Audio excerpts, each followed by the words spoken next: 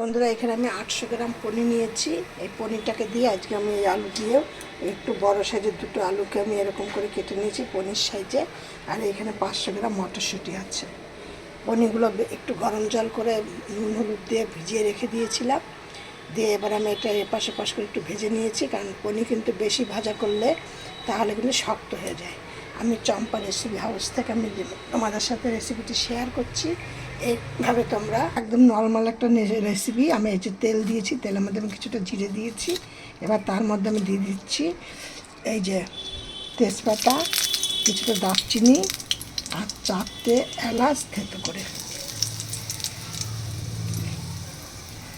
এবার আমি এর মধ্যে দিয়ে দিচ্ছি আলুগুলো।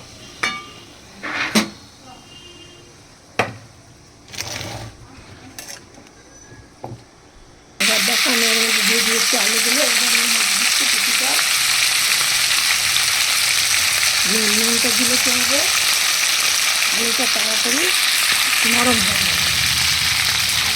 দিচ্ছি হলুদ, তাহলে কি হবে, আলুগুলো দেখতে ভালো লাগবে।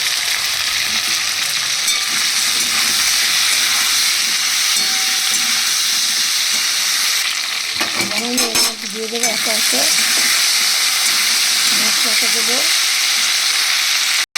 এইখানে আসছে তোমার জিরে আদা লঙ্কা বাটা,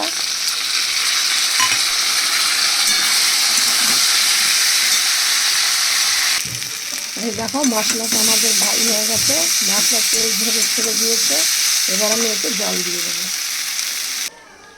জলটা দেওয়া হয়ে গেলে, খুব বেশি জল দিলাম না, মাখা মাখাও হবে না, আবার একটু ঝোল ঝোলও হবে না, এরকম হবে। এবার এর মধ্যে দিয়ে দিচ্ছি একটু চিনি। চিনিটা অ্যাড করতে ভুলে গেছিলাম, 2-4টে দানা দিচ্ছি এর মধ্যে। এবার একটু অ্যাড করলাম চিনি। আর আমি পনিরটাকে এবার দিয়ে দিচ্ছি। পনিরটা যদি একটু আগে না দেয়, পনিরগুলোকে দিয়ে দিলাম। পনিরগুলো যদি না দেয় তাহলে এর মধ্যে নুন ঝাল না ঢুকলে খেতে ভালো লাগবে না। একটু পনিরটা দিয়ে দিলাম, তাহলে নুন ঝালটা ঢুকলে বেশ খেতে টেস্টি হবে। রেসিপিটা হয়ে গেছে। এবার আমি এই রেসিপিটা নামিয়ে দিচ্ছি।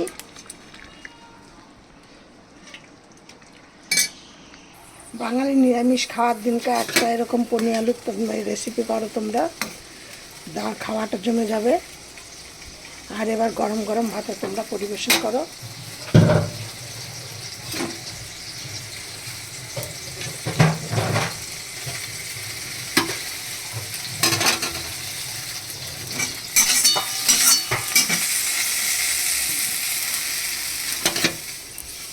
আর তোমাদের খেয়ে কেমন লাগছে একটা কমেন্ট করে জানাবে।